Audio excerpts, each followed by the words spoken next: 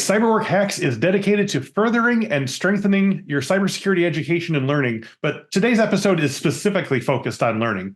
Professor Robert McMillen guides you through all of the different ways you can learn, both in certification training and in education options, and helps you understand which learning method is going to mesh with you and also which ones will attract future employers. So put a bookmark in your cert study guide and lend us your attention for this week's CyberWork Hack.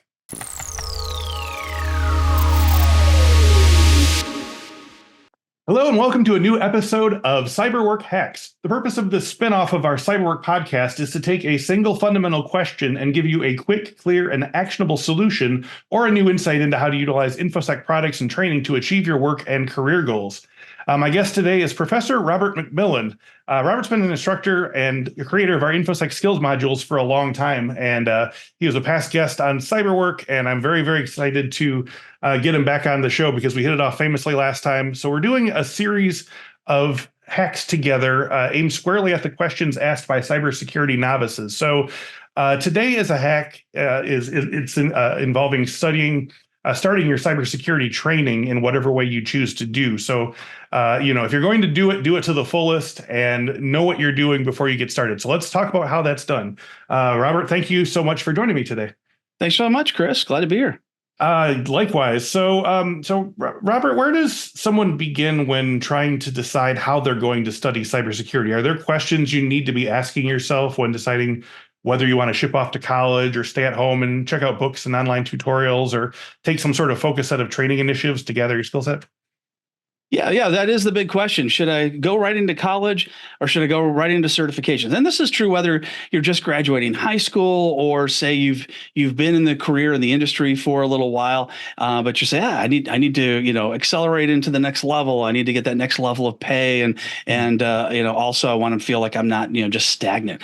But whether you go for college degrees or certifications, either way, you're going to get a career in IT. It's just the unemployment rate is so low that in our industry, and even though people have say they have a lot of problems finding jobs, which we're going to talk about, but either way, you go for certifications, you go for degrees, you're going to make it. But the path to higher pay and more types of experience, like managerial types of jobs, are going to be smoother if you do college first. And if you can, pick college classes that also teach to a certification. You get that 2-for-1, kind of special if you get that. Now, some people won't have the money for college or the desire, the passion to do some of those things that are unrelated to what they want to do. And that makes going to college a little bit tougher. I remember, going to college to get a degree in IT, and I had to learn art. I had to learn, medieval art. I mean, why am I learning this? This is not helping me. But in fact, it is. It is happening. When you go to apply for a job and they see a degree, an employer sees more than just the degree you're in.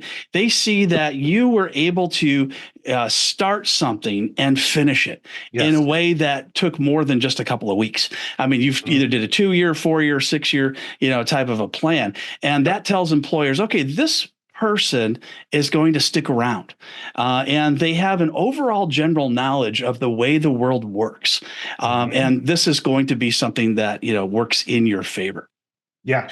So you could go right into certs if you want. Remember those management opportunities. So when it comes time to lead people, you're more likely going to get that position, from an employer who sees, that degree. However, I have seen plenty of people with just certifications and experience make plenty of money. It's just not quite as often. It doesn't happen quite as often as it does with people, who do have degrees.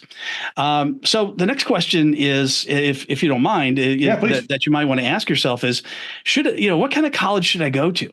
An online college or a brick and mortar college? And here's what I suggest. And I really strongly believe in this answer when you ask yourself.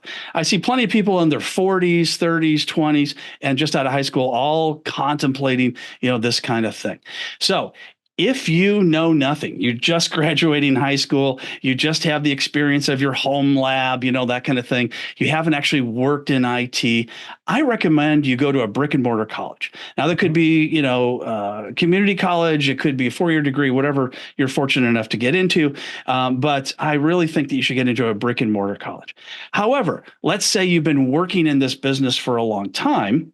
You've already been doing cybersecurity. You've been managing Active Directory. You've been managing Azure, right, AWS, all these different things. Online is the way to go. You'll get through it much more quickly because you already have the knowledge. All you have to do is pass the tests and write the papers. You don't necessarily have to learn as much. You already know 80% of what you need to get that degree. And it'll be cheaper for you, faster, and it checks that box for employers so you can get those managerial types of jobs. Yeah. That's a really good point. I was going to say, this is a brand new thing that we've done, and there might well be a promo in the middle of this episode, but Infosec is doing bootcamp immersives, which are the 6-month sort of concentrated versions of like a degree where you're getting like multiple certs, multiple sort of intensive, experiences, and especially aimed at people, like you said, in their 40s who are maybe pivoting to a new position or, out of a different type of job realm. So yeah, there's lots of different interesting possibilities. So yeah, my next question is related to something you said before, where you're learning all these things and you're like, oh, this is fun, this is exciting. So I think one of the reasons, and also you said that a liberal arts degree or just a college degree in general shows that you can begin, middle, and end a project. You can think in ways other than direct problem solving, which I think I've seen plenty of people I've worked with over the years who are told this is how you do this thing, and then they do the thing, and it's like, well, it doesn't work,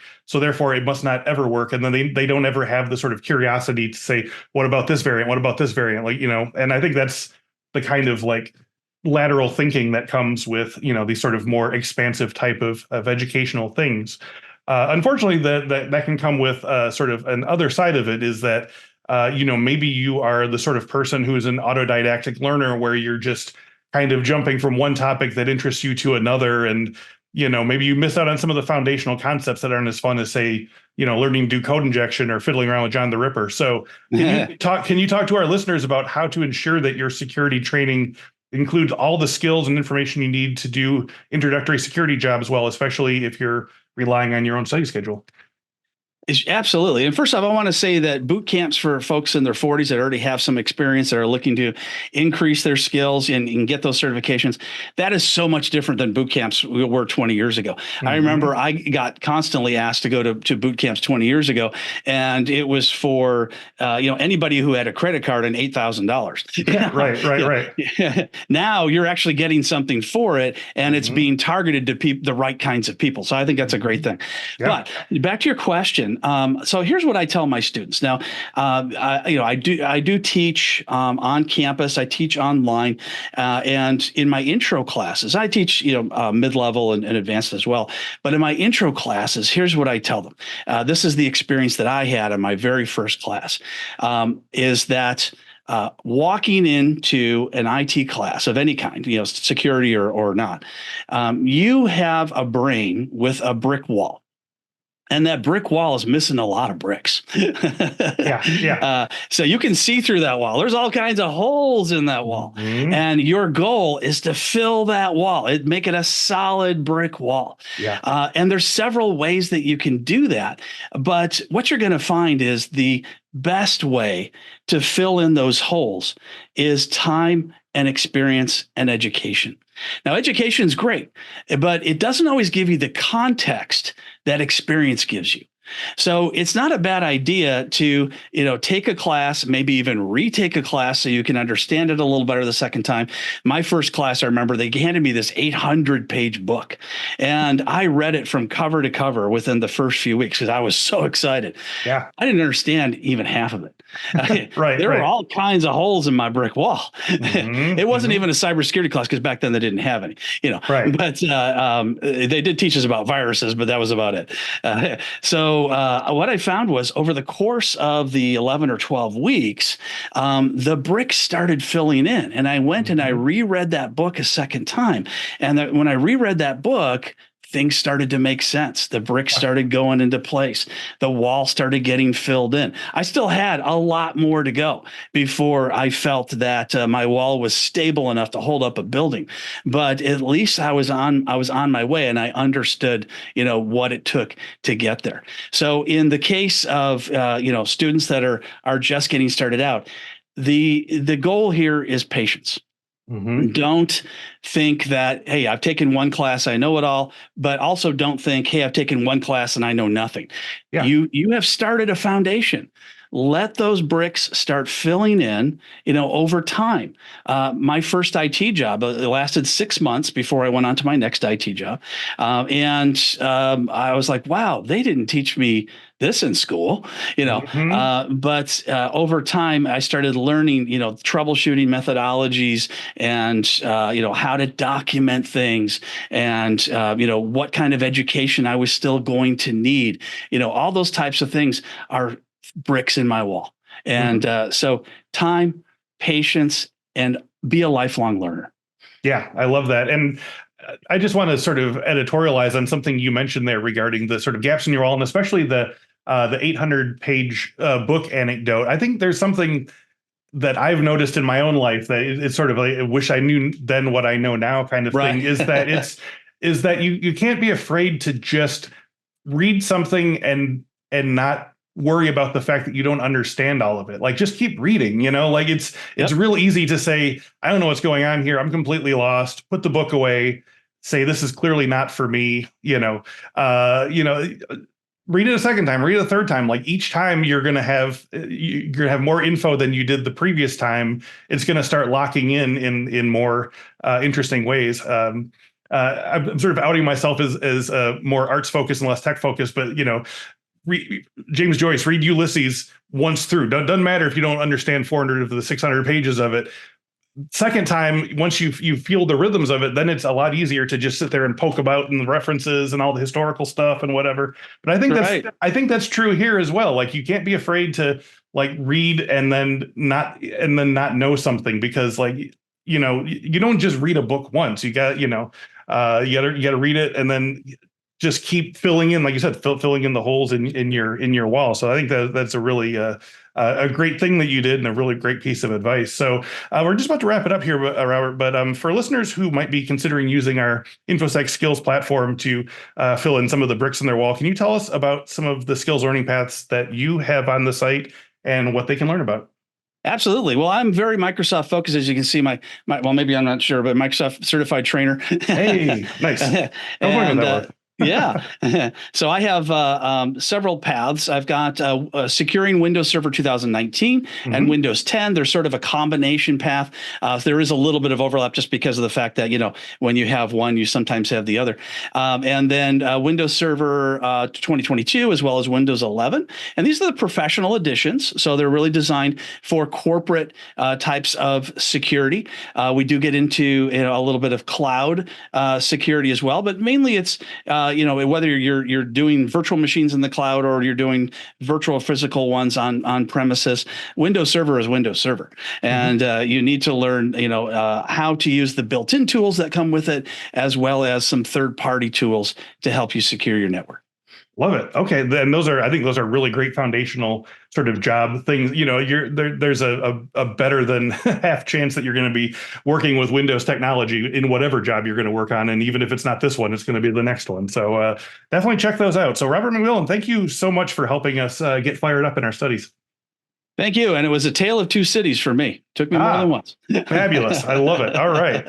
And whatever it was for you, I thank you all for watching this episode. Hey, tell us what the book is that you needed a second read to listen to, or to really get a handle on. If you enjoyed this video, though, and if you felt that it helped you, I hope you'll share it out with your colleagues and forums and on your social media accounts, and maybe with your local librarians. So, please like this video and subscribe to keep getting more episodes delivered right to you. You can go to YouTube, type in CyberWork Infosec, and we will pop right up. And then if you put hit the notification button, you'll know each time one of these hits your account. And there's plenty more to come.